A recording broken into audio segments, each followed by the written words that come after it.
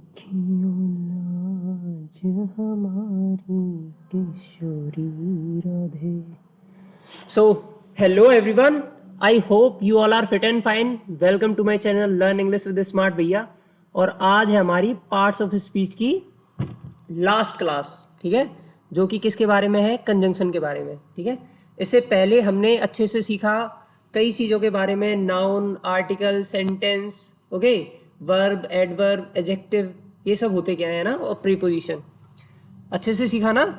अब जानेंगे कंजंक्शन के बारे में. अगर आप पे कंजंक्शन में कुछ भी नहीं आता है या फिर थोड़ा बहुत कुछ आता है तो इस क्लास को देखने के बाद आप एकदम प्रो बन जाओगे कंजंक्शन में. ठीक है, आप अच्छे से पहचान लोगे और समझ जाओगे कि ये कंजंक्शन होता क्या है और कहाँ यूज़ होता है. ओके, तो चलते हैं आगे, करते हैं अपनी क्लास स्टार्ट. और हाँ, एक बात और, कल जो मैं बता रहा था आपको मोटिवेशन लाइंस के लिए, वो नहीं बता पाया, उसके लिए सॉरी, याद नहीं रहा लास्ट में बताने के लिए, तो आज बता देते हैं. तो आपको अपने मम्मी पापा को निराश नहीं करना है. ठीक है, ये यूट्यूब पर ही सुनी थी मैंने.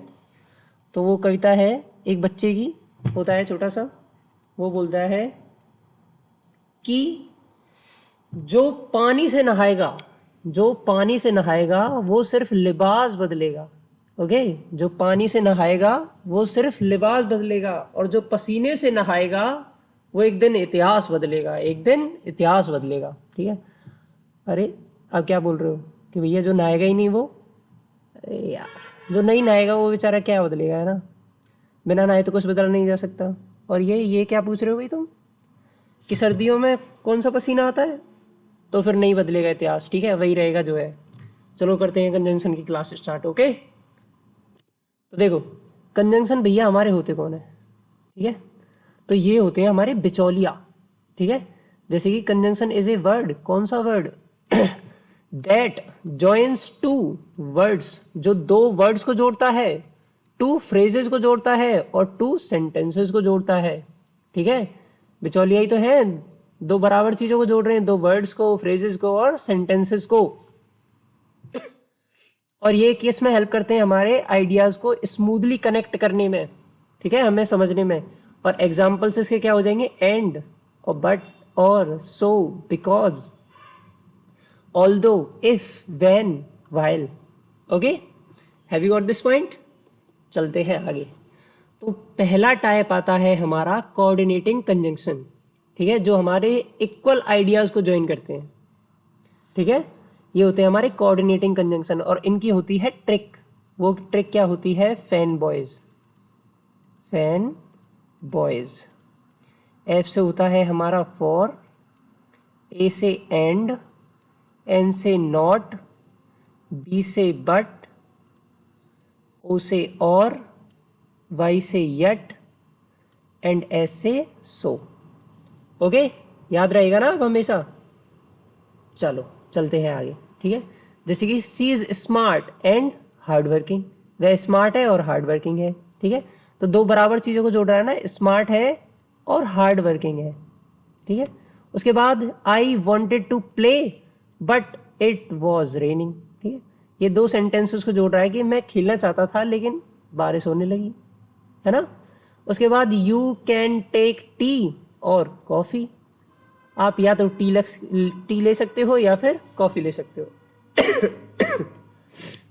He was tired so he slept early, वह कैसा था, थका हुआ, तो वह जल्दी सो गया.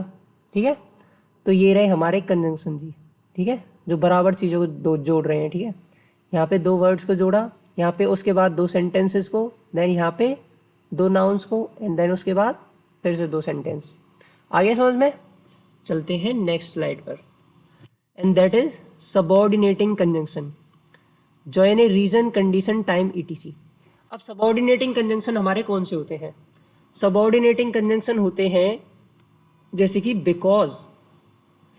ठीक है, और इसमें ना दो सेंटेंसेस होते हैं, these join A main sentence with a sentence that depends on it. अब इसमें हमें दो सेंटेंस मिलेंगे, एक सेंटेंस वो जो दूसरे पर डिपेंडेंट रहेगा. ठीक है, और एक वो रहेगा जो दूसरे से एकदम फ्री रहेगा. अभी आपको समझाएंगे कैसे कैसे होते हैं. ठीक है, पहले देख लेते हैं because, if, when, while, although, since, until. ठीक है, एग्जाम्पल के लिए she stayed home because she was sick. वह घर पर रुकी। ये सेंटेंस किसी पे डिपेंड नहीं करता, वह घर पे रुकी हमें कोई मतलब नहीं, रुक गई, ठीक है। क्यों? बिकॉज सी वॉज सिक, क्योंकि वह बीमार थी। रीजन बता रहा है। अगर सेंटेंस इतना बताया जाए कि बिकॉज सी वॉज सिक, क्योंकि वह बीमार थी, क्योंकि वह बीमार थी तो क्या, इसलिए वह घर पर रुकी, ठीक है। तो एक रीजन बता रहा है ना इसका क्यों रुकी, ठीक है। तो डिपेंड कर रहा है सेंटेंस उस पर, ठीक है। नेक्स्ट देखते हैं इसके लिए और क्लैरिटी आ जाएगी आपको। I will call you when I reach, ठीक है। I will call you when I reach, ठीक है। तो जैसे कि मैं तुम्हें बुला लूंगा जब मैं पहुंच जाऊंगा, ठीक है। मैं तुम्हें कब बुलाऊंगा? जब पहुंच जाऊंगा। वह घर पर क्यों रुकी? क्योंकि बीमार थी। दोनों में रीजन दे रहा है, कंडीशन दे रहा है हमें, तो ये क्या होता है हमारा सबऑर्डिनेटिंग कंजंक्शन। आ गया समझ में? Next is if it rains we will not go. अगर बारिश पड़ी तो हम नहीं जाएंगे। इफ इट रेन्स, अगर बारिश पड़ी, ठीक है। आ गया समझ में? दे रहा है ना कंडीशन, अगर बारिश पड़ी तो हम नहीं जाएंगे। देन उसके बाद he kept walking although he was tired. वह चलता रहा जबकि वह थका हुआ था, ठीक है। या फिर वह थका हुआ था फिर भी वह चलता रहा, ठीक है। आ गया समझ में? रीजन देते हैं, कंडीशन देते हैं, ये होते हैं हमारे सबऑर्डिनेटिंग कंजंक्शन। अब इनके ट्रांसलेशन में कैसे यूज किए जाते हैं वो बताएंगे आपको ट्रांसलेशन वाली क्लास में। यहां तक बताओ, आ गया समझ में?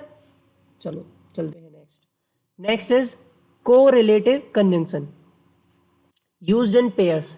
कोरिलेटिव कंजंक्शन हमारे सिंपल होते हैं, ये दोनों भैया आते हैं पेयर्स में, ठीक है।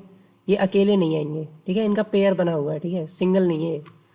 जैसे कि ईदर और, सॉरी, आइदर और, neither nor, both and, not only, but also,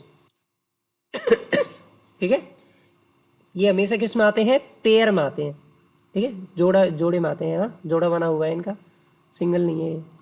देखो जैसे कि ईदर कम नाउ और डोंट कम एट ऑल, या तो अभी आ जाओ या फिर कभी मत आना, ठीक है। आइदर और, okay. Next is both the students and the teacher were happy. Both and, both के साथ हमेशा एंड आता है। ये एरर्स सबसे ज़्यादा पूछी जाती हैं आपके कॉम्पिटिटिव एग्जाम्स में। Both the students and the teacher, कि मतलब स्टूडेंट्स और टीचर दोनों ही खुश थे, ठीक है। दोनों ही खुश क्यों थे? क्योंकि टीचर स्मार्ट भैया जैसा था, ठीक है। Next is she is not only smart but also kind, ठीक है। वह केवल स्मार्ट ही नहीं है बल्कि दयालु भी है ना। किसी अच्छी लड़की की बात हो रही है यहाँ पे, ठीक है। नॉट ओनली और बट ऑल्सो, ये हमेशा किस में आते हैं? पेयर में। यहाँ पे तुम्हें ये याद रखना है। अब देखो पहला कौन सा था हमारा? पहला था हमारा कोऑर्डिनेटिंग कंजंक्शन। और कोऑर्डिनेटिंग कंजंक्शन कौन से ट्रिक से याद किए थे हमने? फैन बॉयज से, ठीक है। दूसरे थे सबऑर्डिनेटिंग कंजंक्शन। सबऑर्डिनेटिंग कंजंक्शन कौन से होते हैं? जो एक दूसरे पर डिपेंड करते हैं, रीजन बताते हैं एक दूसरे का, ठीक है। थर्ड है हमारे कोरिलेटिव कंजंक्शन। और कोरिलेटिव कंजंक्शन क्या होते हैं हमारे?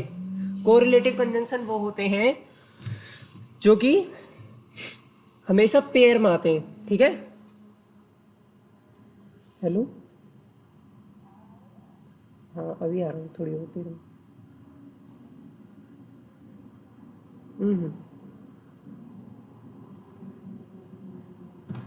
Okay, sorry for that. So have you got this point? Correlative conjunction कौन से होते हैं हमारे? जो कि पेयर में आते हैं हमेशा, ठीक है। जैसे आइदर और, neither nor, both and, not only but also. तो चलते हैं अब आगे। अब ये देख लेते हैं हमारे मोस्ट कॉमन कंजंक्शंस। जैसे कि एंड। एंड का काम क्या होता है? ऐड करता है आइडियाज को, ठीक है, दो चीजों को जोड़ने का काम करता है। बट भैया हमारे कॉन्ट्रास्ट दिखाते हैं, ये दिखाते हैं कि विरोध दिखाते हैं, ठीक है, कि ये काम ऐसे नहीं होगा। जैसे कि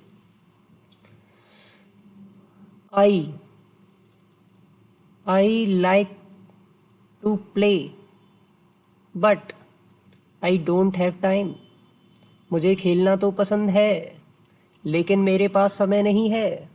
okay, I don't have time. दिखा दिया ना कॉन्ट्रास्ट यहाँ पे, बट लगते ही कोई भी सेंटेंस में जैसे ही बट लगाए समझ जाना कोई ना कोई प्रॉब्लम है, बात बदलने वाला है। नेक्स्ट इज और चॉइस देता है। ठीक है, तुमने देखा होगा हमेशा क्वेश्चन पेपर में आते हैं ना कि सॉल्व दिस और दिस। ठीक है, और का मीन्स होता है दोनों में से एक। नेक्स्ट इज सो दिखाता है हमारा सोज रिजल्ट, इसलिए। बिकॉज क्योंकि, सोज रीजन दिखाता है, रीजन दिखाता है हमारा बिकॉज भैया।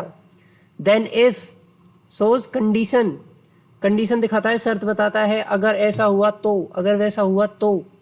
ठीक है, देन व्हेन हमारा क्या करता है, सोज टाइम, टाइम दिखाता है व्हेन। उसके बाद ऑल्दो, अनएक्सपेक्टेड रिजल्ट्स। ठीक है, कि ऐसा एक्सपेक्टेड नहीं था फिर भी ऐसा हुआ। पिछले सेंटेंस में हमने देखा था ही वॉज टायर्ड। ठीक है, देखो इसमें था ना वो हमारा, कहाँ पे, ये रहा, he kept walking although he was tired. ठीक है, वह थका हुआ था फिर भी चलता रहा। ठीक है, इसे बोलते हैं अनएक्सपेक्टेड रिजल्ट्स। आइए समझ में। While two actions happening together, जब दो एक्शन एक साथ होते हैं वहां पर यूज करते हैं हम वाइल का। नेक्स्ट इज सिंस यूज करते हैं टाइम और रीजन के लिए। ठीक है, ये होते हैं हमारे कंजंक्शन भैया। अब जानते हैं कि ये कंजंक्शन कौन कौन से टाइप के हैं। ठीक है, अब हमको आइडेंटिफाई करने हैं। जैसे I was tired so I slept, और सो क्या होता है हमारा, कोऑर्डिनेटिंग कंजंक्शन। ठीक है,